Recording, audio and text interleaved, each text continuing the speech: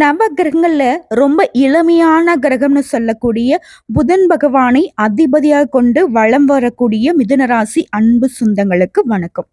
எல்லாரும் எப்படி இருக்கீங்க? தனிமரமா நிக்கிறீங்க. தலை பார்த்திருப்பீங்க. எழுதி வச்சுக்கோங்க.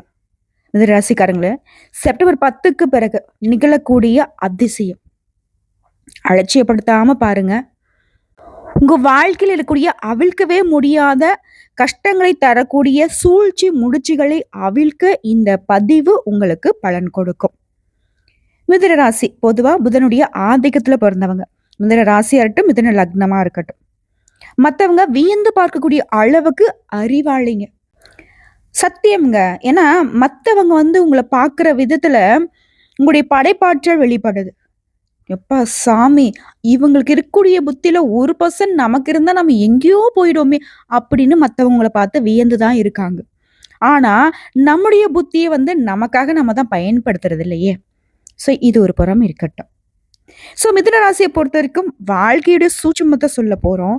மிதுன ராசியை பொறுத்த வரைக்கும் நிறைய தகவல்கள் உங்களுக்கு பயனுள்ளதா இருக்க போகுது.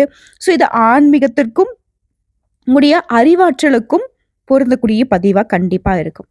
ஸோ இப்படிப்பட்ட ஒரு நல்ல பதிவை நம்ம தொடங்குறதுக்கு முன்னாடி நமக்கு நடக்கக்கூடிய நல்லதுக்கும் கெட்டதுக்கும் பொறுப்பு இருக்கக்கூடிய நவ கிரகங்களை வணங்கி இந்த பதிவை நம்ம தொடங்கலாங்க. உங்களால முடிஞ்சா திருப்பி சொல்லுங்க, ரொம்ப நல்லது. ஏன்னா நவ கிரகங்களையும் வசியம் செய்யக்கூடியது தான் இந்த மந்திரம். ஓம் சூர்யாய போற்றி, சந்திரனாய போற்றி, அங்காரகனாய போற்றி, புதனாய போற்றி, குருவாய போற்றி, சுக்கிரனாய போற்றி, சனீஸ்வராய போற்றி, ராகுவாய போற்றி, கேதுவாய போற்றி. இதோட உடைய குலதெய்வம் மற்றும் இஷ்ட தெய்வங்கள், அந்த தெய்வங்களுடைய பெயர் எனக்கு தெரியாது. இப்போ எனக்கு பார்த்தீங்கன்னாக்கா முருகப்பெருமான் ரொம்ப பிடிக்கும். ஸோ என்னுடைய இஷ்ட தெய்வமாக ஓம் முருகப்பெருமானை போற்றி போற்றி. அதாவது எக்ஸாம்பிளுக்கு உடைய குலதெய்வத்துடைய பெயர் முருகப்பெருமான் அப்படின்னாக்க ஓம்ங்கிறத முன்னாடியும் போற்றி அப்படிங்கிற தெய்வத்துடைய பெயருக்கு பின்னாடியும் சேர்த்து ஓம் முருகப்பெருமானை போற்றி போற்றி நான் சொன்னது போலவே நீங்க ஒரு குலதெய்வத்துக்கு பின்னாடியும் ஒரு இஷ்ட தெய்வத்துக்கு பின்னாடியும் ஓம் போற்றி சேர்த்து சொல்லுங்க. இது இன்னைக்கு இந்த பதிவு பார்க்கக்கூடிய இந்த நேரத்துல மட்டும் கிடையாது. எந்த ஒரு நல்ல கருத்தை நீங்க தொடங்குறதாலும் சரி, ஏதாவது ஒரு கஷ்டத்தை நீங்க அதோட நிறுத்தணும், இல்ல ஒரு கஷ்டத்தை முடிக்கிறதுக்கான தீர்வை தேடி போறீங்க அப்படின்னாலையும் சரி, எல்லாத்தையும் விடுங்க. அனுதினமும் வீட்டுல இருந்து வெளியே கிளம்புறீங்க ஒரு வேலை காரணமா, ஆண்களா இருக்கட்டும் பெண்களா இருக்கட்டும், நாங்களாம் வெளியில போலாமா, வீட்டில் தான் இருக்கோம். அப்படியா? தினமும் காலையில எழுந்துச்சு நம்ம படிக்க விட்டு எழுந்துட்டு குளிச்சு முடிச்சு இல்லை ஒரு முகமாவது கழுவிட்டு தெய்வத்தை நினைப்போம் இல்லையா, அந்த சமயத்தை இந்த மந்திரத்தை சொல்லி உங்க வேலையை தொடங்க. எதுவா இருக்கட்டும் சிறப்பா இருக்கும். இதுவே நீங்க தொழில் பண்றீங்க அப்படின்னா உங்களுடைய வியாபார தலங்கள்ல, உங்களுடைய தொழில் செய்யக்கூடிய இடங்கள்ல இந்த மந்திரத்தை உச்சரிச்சுட்டு, அதாவது ஆத்மார்த்தமா உங்க மனசார இந்த மந்திரத்தை சொல்லும் பொழுது நவ கிரகங்களுடைய கருணை அனுகிரகம் உங்களுக்கு கிடைக்கும். இது உண்மை. நம்பிக்கையோட எதை செய்தாலும் தெய்வத்துடைய பரிபூர்ண அருள் நமக்கு துணவருங்கிறத நான் தெளிவுபடுத்திக்கிறேன். ஒரு சிலர் சொல்லுவாங்க இல்லையா, எந்த சாமியை கும்பிட்டாலும் எந்த ஒரு நல்லதுமே நடக்க மாட்டேதுமா, நல்லா இருக்கிறவங்க தான் நல்லா இருக்காங்க. இப்ப சொல்றீங்க இல்லையா, இந்த புலம்பல் கூட இருக்கக்கூடாது. கண்டிப்பா நான் நல்லா இருப்பேன், எனக்கு தெய்வம் வழிகாட்டும். இப்ப நான் கஷ்டப்படுறேன்னா இது ஒரு நிமிஷம்தான். கடவுள் நினைச்சா இப்ப ஏற்பட்ட கஷ்டத்தையும் ஒரு நொடியில போக்கிடுவார். ஸோ தெய்வம் எனக்கு துணை வரும். அதுக்கான முயற்சி நான் செய்யறேன். இந்த பிரச்சனை எனக்கு தீரணும், அதுக்கான முயற்சி நான் செய்ய போறேன். கடவுளே எனக்கு துணைவா, எனக்கு ஏதாவது ஒரு வகையில வழிகாட்டு. இது மட்டும்தான் உங்க வேண்டுதலா இருக்கணும். புரியுதுங்களா? இன்னொரு விஷயம், வாழ்க்கையில நீங்க ஜெயிக்கணும், பொருளாதார ரீதியா, வாழ்க்கை ரீதியா, குடும்ப ரீதியா, என்ன வேணா இருக்கட்டும், எதுல நீங்க ஜெயிக்கணும்னு நினைக்கிறீங்களோ அதில் நீங்க ஜெயிப்பீங்கிற நம்பிக்கையோட உங்களுடைய இஷ்ட தெய்வத்தையும் உங்களுடைய குலதெய்வத்தையும் வழிபாடு செய்துட்டு தொடங்கி பாருங்க. அது சத்தியமா சொல்றேன், தடுமாற்றத்துக்கே போனாலும் இடமாற்றமாகி போனாலும் அது உங்களுக்கு கை கொடுக்காம விடாது. ஸோ மனசார நீங்க எல்லாரும் உங்களுடைய இஷ்ட தெய்வத்தையும் குலதெய்வத்தையும் நவகிரகங்களையும் வழிபாடு செஞ்சாச்சா? சரி, இப்போ பதிவுக்கு வருவோம். மிதுன ராசிக்காரங்க அறிவாளிங்க, புத்திசாலிங்க, அது இதுன்னு சொன்னோம். உங்களை பொறுத்த வரைக்கும் வாழ்க்கையின் ரகசியம் சொல்லட்டுமா? ஒருவேளை இப்போ பார்த்தீங்கன்னா ஒரு நடுத்தர வயதில் இருக்கீங்க அப்படின்னாக்கா, பள்ளி பருவத்துல கல்லூரி நாட்கள்ல மற்றவங்க உங்களை மட்டம் தட்டி இருப்பாங்க. ஆனா இப்போ படிச்சு முடிச்ச பின்னாடி சாதனை படிக்கூடிய அளவுக்கு மத்தவங்க, அட இவனா இப்படியா படிக்கிற காலத்துல இவன் இப்படி இல்லவே இல்லையே, இவன் இப்படி இல்லவே இல்லையே, கடைசியில நம்ம நல்லா இருப்போம்னு நினைச்சா இவன் சிறப்பா இருக்கானே அப்படின்னு ஆச்சரியப்படக்கூடிய அளவுக்கு ஒரு நாளாவது அவங்க கண்ணு முட்டையை வெளியே வர வச்சிருப்பீங்க. உலகத்துடைய போக்கையே மாற்றக்கூடிய அறிவாளிகள், புத்திசாலிகள், கண்டுபிடிப்பாளர்கள் எல்லாரும் பெரும்பாலும் மிதுனராசியில் பிறந்தவங்க தான். மிதுனராசி யாராவது இப்போ வந்து பார்த்தீங்கன்னாக்கா, இந்த இடத்துல இருக்கீங்க, கஷ்டப்பட்டுட்டு இருக்கீங்க, ரொம்ப முடியாத நிலைமையில, அட குப்பை பொறுக்கிறேம்மா நான் எனக்கு வீடு இல்ல, வாசல் இல்ல, ஏதாவது ஒரு நிலையில ரொம்ப கீழே இருக்கேன்னு நினைச்சாலும் சரி, சத்தியம் பண்ணி சொல்றேங்க, ஒரு நாள், ரொம்ப நாள்லாம் கிடையாது, கூடிய விரைவில் நல்ல நிலைமைக்கு வருவீங்க. இது வந்து சத்தியம். ஏன் சொல்றேனாக்கா, மிதுனத்துல பிறந்தவங்க யாருமே வந்து பாத்தீங்கன்னாக்கா மத்தவங்க ஆச்சரியப்படக்கூடிய அளவுக்கு உயர்வை எட்டாமல் சரிந்ததா சரித்திரமே கிடையாது. சரியா? இதே போல மிதுனராசியை பொறுத்த வரைக்கும் பெருசா வந்து பாத்தீங்கன்னாக்கா பேக்ரவுண்ட் எதுவும் இருக்காது. ஆனா பேக்ரவுண்டை உருவாக்கக்கூடியது இந்த மிதுனராசியில பிறந்தவங்க. மறண்டு போகக்கூடிய அளவுக்கு. ஒரு சமீப காலத்துல ஒரு பதிவு படிச்சேன். உங்களுடைய குடும்பத்துல உன் பேரை கேட்டா மத்தவங்க ஒரு எட்டு பின்னாடி தள்ளி நிக்கணும்.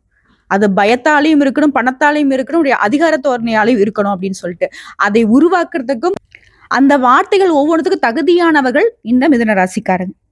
கேட்கும்போது ரொம்ப வியப்பா இருக்கா? உங்களை பத்தி நீங்க முதல்ல தெரிஞ்சுக்கிட்டா தான் அடுத்து உங்களால என்ன செய்ய முடியுங்கிற ஒரு புரிதல் இருக்கும். அதே போல மிதுனராசி நான் சொல்றேன், சாதாரண ஒரு நிலையில இருப்பாங்க. ஒரு 100 ரூபா 200 ரூபா கூலி வேலை கூட போகட்டுமே, இல்லை பெரிய அரசியல்வாதியா கூட இருக்கட்டுமே, இவங்களுடைய பழக்கம் என்ன தெரியுமா? புத்தி சும்மாவே இருக்காது. ஒரு சின்ன ஒரு துண்டு பேர் ஒரு ஒரு ஏதோ ஒரு வடையோ ஒரு போண்டாவோ ஏதோ வாங்கி சாப்பிட்ற கடையில இருந்தா கூட சரி, ஒரு பேப்பர் கையில் கிடைச்சா அதை படிக்காம விட மாட்டேன். அது என்ன ஏதுங்கிறத ஆராயமா விட மாட்டேங்க. ஸோ அமெரிக்க அதிபர்ல இருந்து நம்ம வீட்டு அடுப்புங்கிற வரைக்கும் எல்லாத்த பத்தி தெரிஞ்சுக்கணுன்ற ஆர்வம் இயல்பாவே இருக்கும். உன்னை பத்தி முழுசா தெரிஞ்சுக்கணும். ஒரு விஷயத்த தெரிஞ்சுக்கிறதுக்கு முன்னாடி அடுத்த ஒரு விஷயத்த வந்து தெரிஞ்சுக்கிறதுக்கு ஆரம்பிச்சிருவீங்க. எல்லா விஷயங்கள்லையுமே இரட்டை சிந்தனை மனநிலை இருந்துகிட்டே இருக்கும். ஏன்னா இது இவங்களுடைய பலவீனம் கூட வச்சுக்கலாம். மற்றவங்களுக்கு அறிவுரை கூறுதல ரொம்ப பக்குவசாலிங்க. ஒருத்தவங்க வந்து ரொம்ப இக்கட்டான சூழ்நிலையை கொண்டு வந்து இவங்ககிட்ட புலம்புறாங்க, இந்த மாதிரி ஆயிடுச்சுப்பா அப்படின்னு. அந்த பிரச்சனை இவங்க வாழ்க்கையில் நடந்திருந்தா அது எப்படி இவங்க சரி கட்டி இருப்பாங்களோ அப்படி சொல்லுவாங்க. ஆனா அதை பத்தின வந்து ஒரு கற்பனை அறிவு தான் இவங்க கிட்ட இருக்கும். இப்படி செஞ்சு பாரு, அது வேலை செய்யும், கரெக்டா இவங்க சொன்னது அங்க நடந்திருக்கும். இப்போ இவங்களை சார்ந்தது பார்த்தீங்கன்னா பெரிய நட்பு கூட்டம், உறவுக்காரங்க எல்லாரும் இவங்க பின்னாடி எப்படி சுத்துவாங்க, கூட்டமா இருப்பாங்க. காரணம், நம்ம தான் வேலை போல போட்டு அடுத்தவங்களுடைய வாழ்க்கையை சீரும் சிறப்புமா சீராட்டி தாளாட்டி பாராட்டின்னு சொல்லிட்டு அவங்கள வந்து பெரிய லெவலில் நிறுத்துற வரைக்கும் விடுறதில்ல. இல்லை, அதனால நம்ம எல்லாருக்கும் பிடிக்கும். இப்போ என்னம்மா சொல்ல வர, நாங்கள் அப்போ வந்து வேலை வெட்டி இல்லாமல் உட்காந்துருக்கேன்னு சொல்ல வரியா? அப்படின்னு நான் சொல்ல மாட்டேன். சத்தியமாக இருக்கிறவங்களுக்கு ஒரு வேலைனாக்கா இல்லாதவங்களுக்கு பல வேலைங்கிற மாதிரி மிதுன ராசிகளுக்கு பலாயிரம் பிரச்சனை, பலாயிரம் வேதனை. ஏன்னா மற்றவங்களுடைய பிரச்சனையும் தான் பிரச்சனையும் நினைக்கிறதுல முதன்மையான ராசி மிதுன ராசி. இப்ப நீ என்ன பதிவை சொல்ல வந்து இப்ப என்ன பேசிட்டு இருக்க, எங்களை அப்படியே குத்தி காட்டிட்டு இருக்கியா? அப்படி இல்லைங்க, இவ்வளோ புத்திசாலிங்க, கொஞ்சம் உங்களுக்காக யோசிக்கலாமே, நம்மளும் ஒரு தொழில பண்ணலாமே, நம்மளும் உத்தியோகத்துல இருக்கலாமே, மற்றவங்களை படிச்சா இப்படி வேலை வாங்கிடுவேன்னு சொல்லிட்டு நீங்க வழிகாட்டி பல பேர் இன்னைக்கு வந்து உயர்வான நிலையில இருக்காங்க. அதுல ஒரு படியாவது நம்ம மேலே வரணும் இல்லையா? அதை பத்தி கொஞ்சம் யோசிங்கன்னு சொல்றேன். அதே போல மிதுன ராசியை பொறுத்த வரைக்கும் மற்றவங்க அட்வைஸ் பண்ணா பிடிக்காது. ஆனா இவங்களால மற்றவங்களுக்கு அட்வைஸ் பண்ணாம இருக்கவே முடியாது. இதெல்லாம் உண்மைன்னு என்னைக்கு நீங்க ஒத்துக்கிறீங்களோ அன்னைக்குதான் நீங்க மேல வர முடியுங்கிறதையும் நான் வந்து தெளிவுபடுத்திக்கிறேன். இதுல நினைச்சது எல்லாத்தையுமே செய்வாங்க. எல்லாரையும் அரவணைத்து மேல கொண்டு வர நினைக்கிறவங்க இவங்க தான். நான் எந்த காலத்திலயும் யாரையுமே காலை வாரி விட நினைக்க மாட்டீங்க. முதன் ஆதிக்கத்துல பிறந்த நீங்க புத்தகம், அறிவின் மூலம் விருந்தளிக்கக்கூடிய ஆலோசனை வழங்கும் தொழில் உங்களுக்கு வந்து ஏத்தாது. பேச்சாளர்கள், வழக்கறிஞர்கள், ஆடிட்டர்கள், இதெல்லாம் இந்த ராசியில பிறந்தவங்க இருப்பீங்க. இப்ப நான் சொல்றது என்ன? மற்றவங்களுக்கு அட்வைஸ் பண்றது, மற்றவங்க வாழ்க்கை சரி பண்றது, அதையும் ஒரு தொழிலா பண்ணுங்க, சிறப்பா வந்துட்டு போங்க. மிதுன ராசியை பொறுத்த வரைக்கும் 33 வயசுக்கு மேல படிப்படியா நல்ல முன்னேற்றம் இருக்கும். உங்களை பொறுத்த வரைக்கும் அதிர்ஷ்டம் தரக்கூடிய நிறம் பச்சை நிறம். பச்சை நிறத்துல ஒரு மரகத கல் வச்சு ஒரு மோதிரம் போட்டுக்கோங்க. உங்களுக்கு ஏற்றத்தையும் திருப்பதி வெங்கடாச்சலபதி. புதன்கிழமைனா நாமத்தை போட்டுக்கோங்க, சனிக்கிழமைனா நாமத்தை போடுங்க. கோவிந்தா கோவிந்தா கோவிந்தா இப்படி சொல்றதுனால ஒன்றும் நம்ம குறைஞ்சு போட மாட்டோமே. அனுதினமும் சொல்றது மிதுனத்திற்கு சிறப்பு. உங்களுக்கு இந்த வழிபாடு பெருமாளுடைய துணைய தினமும் நீங்க கெட்டியா பிடிச்சிட்டீங்கனாக்க, உங்களுக்கு யாராவது நாமம் போட நெனச்சா கூட, அழகா அவங்களுக்கு நம்ம நாமத்த போட்டுடலாம். கெட்டத விலக்கி வச்சுட்டு, நல்லத மட்டுமே துணையா தேட முடியும். அதுக்கான வாய்ப்ப நம்முடைய பெருமாள் உங்களுக்கு பல விதங்கள்ல காட்டிக் குடுத்துருவாரு. சூழ்ச்சிகள அழகா அவிழ்க்கிறதுக்கான வழியும் காட்டிடுவார். சரி. இது நீங்க யாரு? உங்களுடைய அதிபதி யாரு? உங்களுடைய குணம் என்ன? உங்களுக்கு எந்த தெய்வம் துணையானது? இத தெளிவுபடுத்திட்டேனா? இப்போ நிஜமாவே நான் இது மிதுன ராசிக்கு தான் பலன் சொல்றேனா? இல்ல வாய்க்கு வந்தது உளறேனான்னு நினைப்பீங்க இல்லையா? அத தெளிவுபடுத்திடலாமா? உங்கள பொறுத்தவரைக்கும். அதிபதி வித்தை, கல்வி, கேள்வி, விவேகம், கலை இதுக்கு எல்லாத்துக்கும் சொந்தக்காரன். ராஜோகுணம் கொண்டவனான புதன் பகவான். காலபுருஷனுக்கு அங்க அமைப்புல தோல் பாகத்தை குறிக்கூடியவர் தான் மிதுன ராசி. இது முதல் உபய ராசியும் கூட. மிருகசீரிஷ நட்சத்திரம் 3ஆம் பாதம், 4ஆம் பாதம், திருவாதிரை நட்சத்திரத்தில் கூடிய எல்லா நட்சத்திரங்களும், புனர்பூச நட்சத்திரத்தில் கூடிய முதல் 3 பாதங்கள் உங்கள அடக்கம். மிதுன ராசியில பிறந்தவங்க மேஷம், சிம்மம், துலாம், தனுசு, கும்பம். இது மட்டும்தான் உங்களுக்கு நட்பு கிரகம். மத்தது எல்லாமே பகை கிரகம். நீங்க நட்பு வச்சுக்கிறதாலும் சரி, தொழில் பண்றதா இருந்தாலும் சரி, இல்ல கல்யாணம் பண்ணிக்கிறதாலும் சரி, இந்த மேஷம், சிம்மம், துலாம், தனுசு, கும்பம் இத தேடுங்க. சிறப்பு. ஒருவேளை இதை தாண்டி மற்ற ராசிகள் இருக்குன்னாக்க உஷாரா இருங்க. உங்களுடைய உடல் அமைப்பு பொறுத்த வரைக்கும் உங்களை பத்தி தான் சொல்றேன்னு சொன்ன இல்லையா, அழகான கண்ணுக்கு சொந்தக்காரங்க. மீன் மாதிரி கண்ணு இருக்கும். கண்ணே பேசுங்க. கண்களாலேயே கதை பேசக்கூடியவங்க. உயரமான உடல் அமைப்பு இருக்கும். ஒல்லியான திகம் இருக்கும். சுறுசுறுப்பா சுத்திட்டு வருவீங்க. பரந்த நெற்றியும் மற்றவங்கள வசீகரிக்கக்கூடிய இனிமையான தன்மை கொண்டவங்க. உங்களை பார்க்குறவங்களுக்கு ஒரு தெளிவு வரும். பார்த்தாவே ஒரு மாதிரி பா என்ன அழகு அப்படின்னு யோசிப்பாங்க. இன்னும் ஒரு முறை பார்க்கலாமே அப்படின்ற ஒரு தெளிவான ஒரு நிலா மாதிரியான முகம். ஆனா உள்ளுக்குள்ள நமக்கு தான் தெரியும், அடிக்கடி குழப்பத்துக்கு போயிடும். நீண்ட ஆயுள் இருக்கு. அதாவது 80 வயசு வரைக்கும் குறைவில்லாம வாழ்வீங்க. ஓகேவா? ஸோ மிதுன ராசியை பொறுத்த வரைக்கும் சுறுசுறுப்பா இருப்பீங்க. எப்பவுமே சோம்பல் காலத்தை கழிக்க மாட்டீங்க. நிதானமான அறிவாற்றல் இருந்தாலும் சமயத்துக்கு ஏற்ற மாதிரி குணத்தை மாத்திக்கிறதும் நீங்க. உங்ககிட்ட பழகுறவங்களுக்கு உங்களுடைய இயல்பை புரிஞ்சுக்கிறது குழப்பம்தான். எந்த விதமான கடினமான வேலையுமே பொறுப்போட செஞ்சு முடிக்கக்கூடிய ஆற்றல் உங்களுக்கு இருக்கு. ஆனா எந்த கடினமான வேலையும் எங்களுக்காக நான் செஞ்சுக்க மாட்டோம். அதுவும் உண்மை. சரிங்களா? அதே மாதிரி மற்றவங்கள ஈஸியா நம்ப மாட்டீங்க. ஆனா எந்த ஒரு விஷயத்தையுமே ஈஸியா கத்துப்பீங்க. சட்டுன்னு கத்துப்பீங்க. கோமாளி மாதிரி ஏமாளி மாதிரி மற்றவங்களுக்கு தெரியும். ஆனா நம்ம உஷாரான ஆளுங்கிறது நமக்கு மட்டும் தெரியும். எல்லார்கிட்டயுமே நயமா நம்பும்படி பேசி உங்களுடைய காரியங்களே சாதிச்சுப்பீங்க. மிதுன ராசியை பொறுத்த வரைக்கும் மற்றவங்க கிட்ட எவ்வளவு எளிதில் நட்பு வச்சுக்க முடியுமோ அவ்வளவு ஈஸியா நட்பு கொண்டாடுவீங்க. அதே போல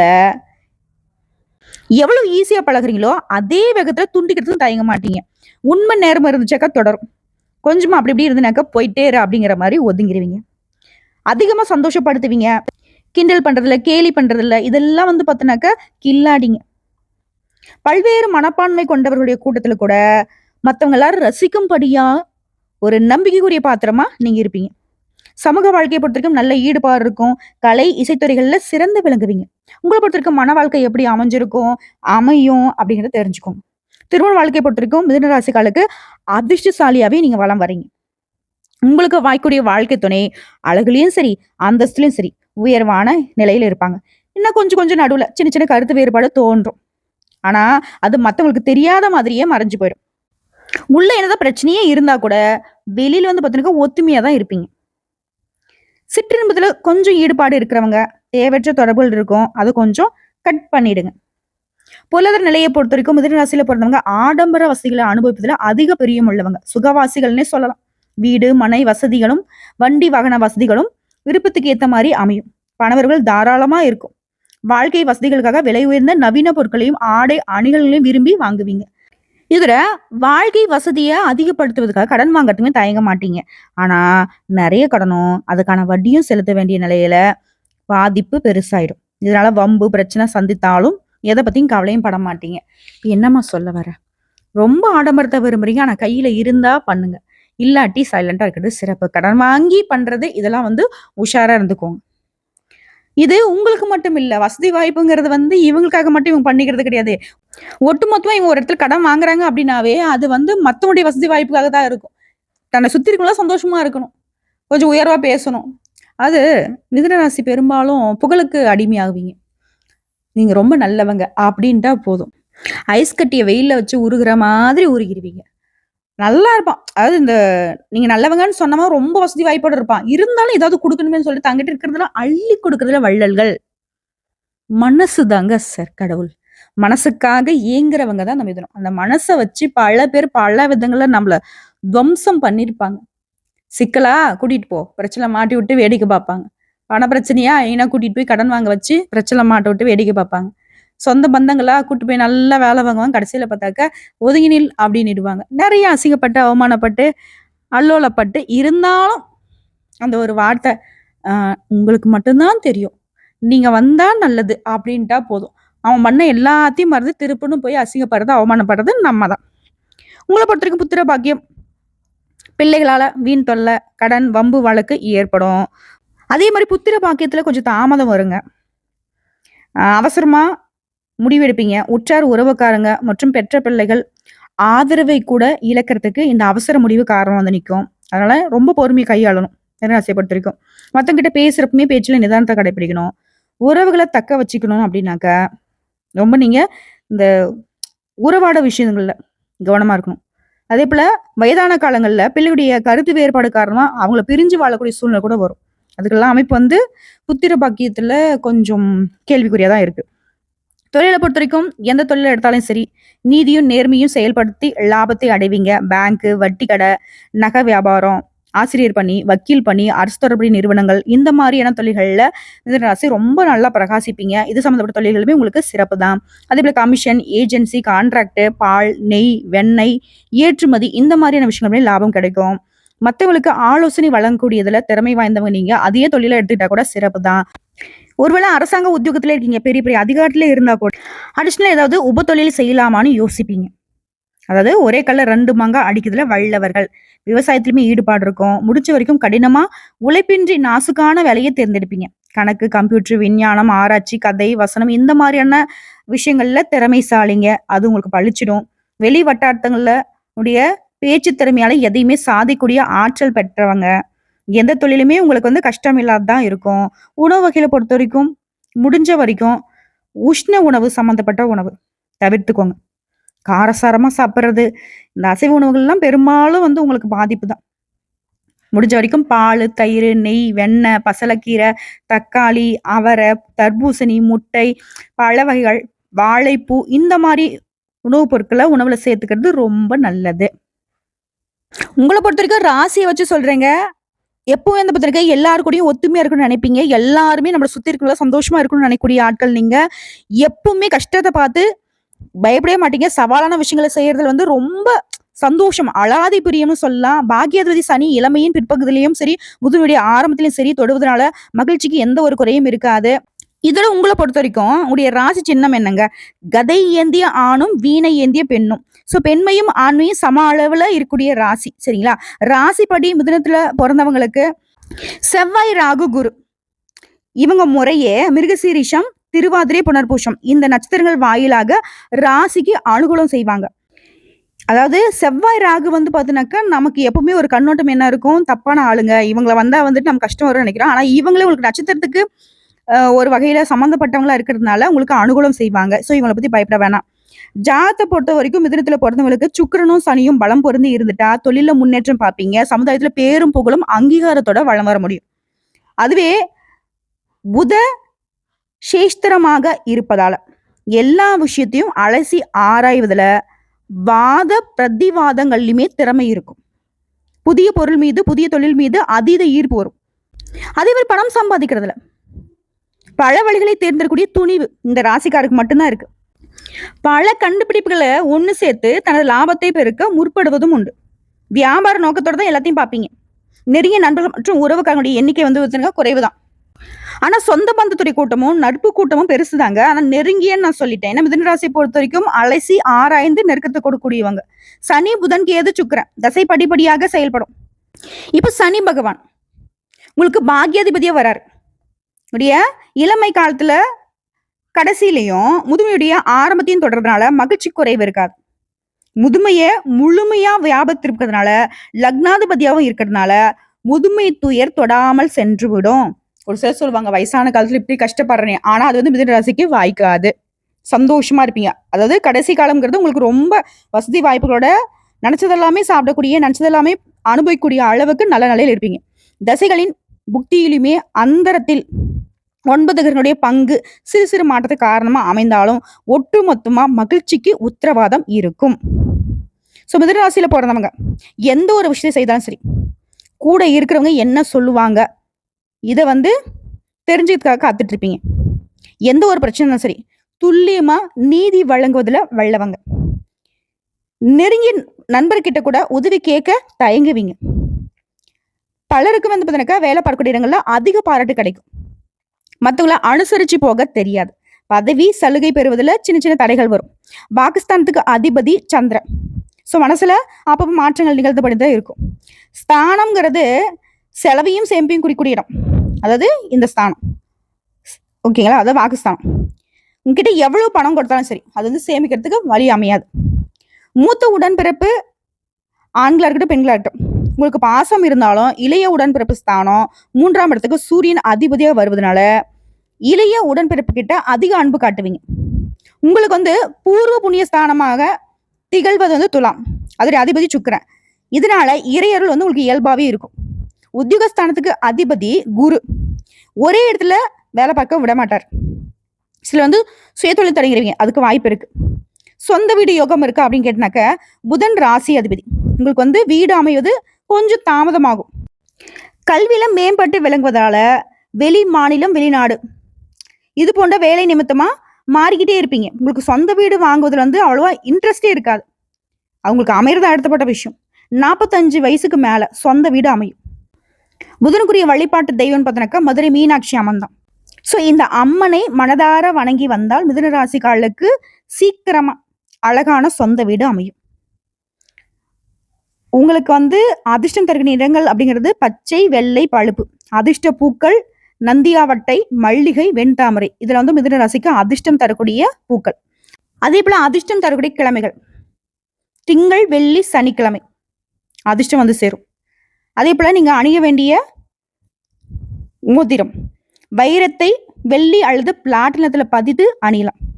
அதே மாதிரி புதுசா ஏதாவது காரியங்கள் நீங்க செய்யறீங்க, முன்னெடுக்கிறீங்க அப்படின்னாக்க அது புதன்கிழமையில தொடங்குவதால வெற்றி நிச்சயம். அதிர்ஷ்டம் தரக்கூடிய தேதிகள் எந்த மாதம் வேணா இருக்கட்டும், 1ஆம் தேதி, 5ஆம் தேதி, 6ஆம் தேதி, 8ஆம் தேதி. இந்த எண்கள் வந்து உங்களுக்கு யோகத்தை தரக்கூடியது உங்க ராசிக்கு. அதே போல கூட்டுத்தொகையுமே இந்த எண்கள்ல வர மாதிரி தேதியை வந்து நீங்க முயற்சி பண்ணலாம். இது உங்களுக்கு அதிர்ஷ்டம் தரும். தொழிலை பொறுத்த வரைக்கும் சந்திரன் நட்பு கிரகம், இதனால நீர் தொடர்பான தொழில்கள் கை கொடுக்கும்.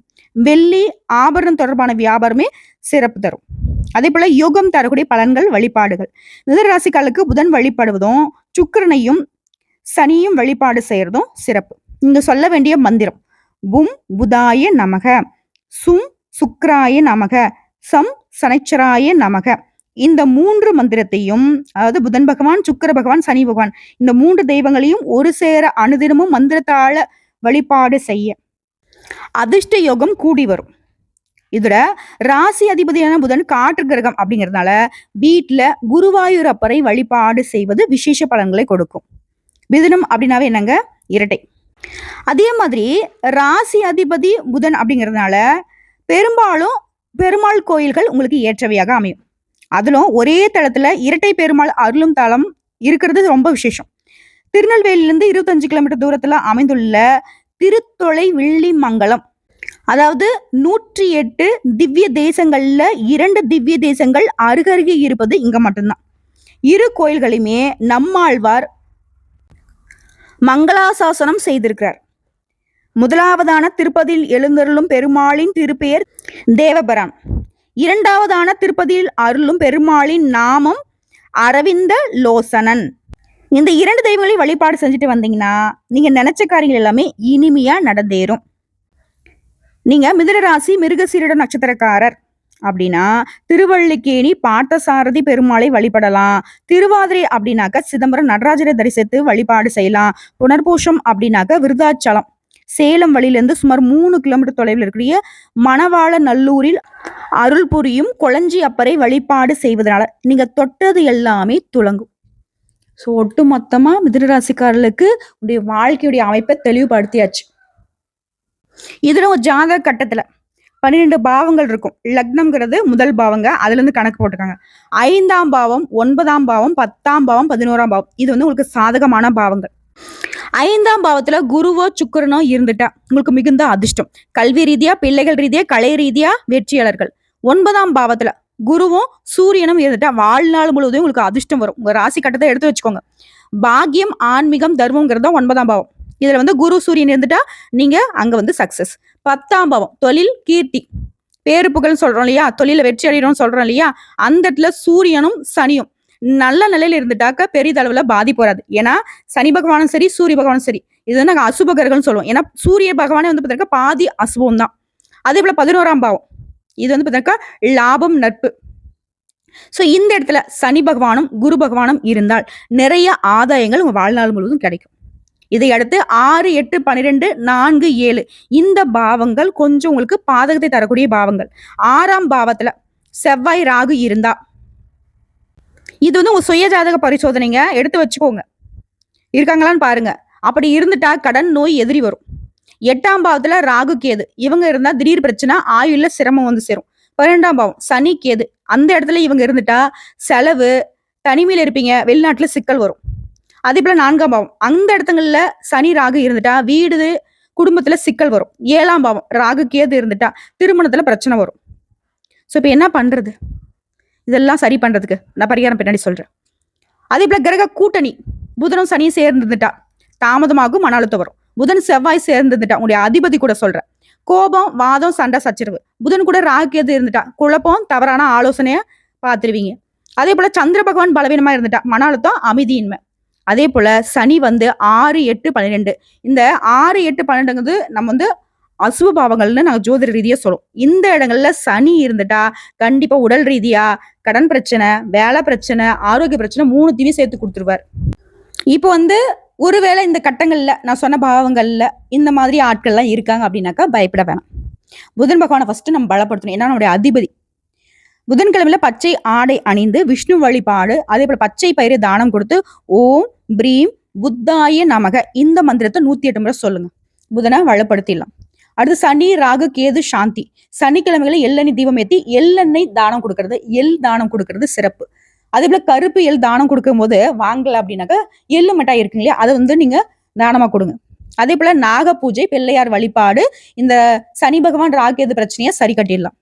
அடுத்து சந்திரனுடைய பலவீனத்தை நம்ம மேம்படுத்துறதுக்கு திங்கட்கிழமைகள்ல பால், அரிசி தானம் கொடுங்க.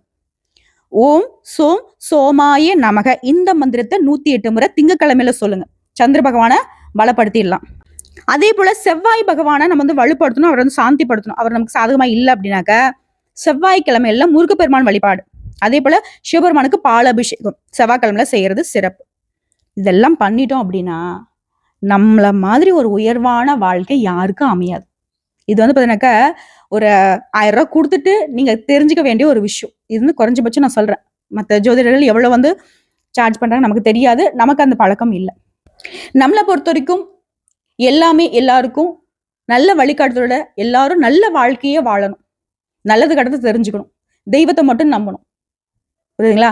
ஆனா நம்ம செய்யக்கூடிய வேலையில நீதி, நேர்மை இது எல்லாமே வந்துட்டு துணை நிற்கணும். இது இருந்துட்டா போதுங்க, எந்த இடங்கள்லயும் நீங்க சரிஞ்சு போக மாட்டீங்க. ஸோ அப்படி இருக்கக்கூடிய மிதனத்திற்கான பதிவுங்கிறது இதை நான் பேசுனது எனக்கு பெரும் புண்ணியம் தான். கடவுளுடைய அனுகிரகத்தினால இந்த மாதிரி நல்ல உள்ளங்களுக்கு இந்த பதிவை நான் வந்து கொண்டு வந்து சேர்த்திருக்குங்கிற நம்பிக்கையோட இந்த பதிவை நான் முடிச்சுக்கிறேன். உங்களுக்கு புதன் பகவானை பிடிக்கும்னு நினைச்சா கமெண்ட் பாக்ஸ்ல பதிவிடுங்க. பெருமாளை பிடிக்கும்னு நினைச்சாலும் சரிங்க, கமெண்ட் பாக்ஸ்ல பதிவிடுங்க. உங்களுக்கு எந்த தெய்வம் குலதெய்வங்கிறதையும் கமெண்ட் பாக்ஸ்ல பதிவிடுங்க, நாங்களும் தெரிஞ்சுக்கிறோம். இதோட உங்களுடைய ராசி கட்டத்துல புதன் எங்க இருக்காரு, அவருடைய கூட்டணியில ஏதாவது கிரகங்களுடைய சேர்க்கை இருக்கா, இதையும் தெளிவுபடுத்துங்க. இதோட உங்கள யாருக்காவது ஆரோக்கிய குறைபாடு இருக்கு, உங்களுக்காக நாங்க வேண்டிக்கணும்னு நினைச்சா, உங்களுக்காக நாங்க இங்க பூஜைகள் செய்யணும்னு நினைச்சா கமெண்ட் பாக்ஸ்ல உடைய பெயர், ராசி, நட்சத்திரம் மற்றும் குலதெய்வத்துடைய பெயரையும் சேர்த்து பதிவிடுங்க.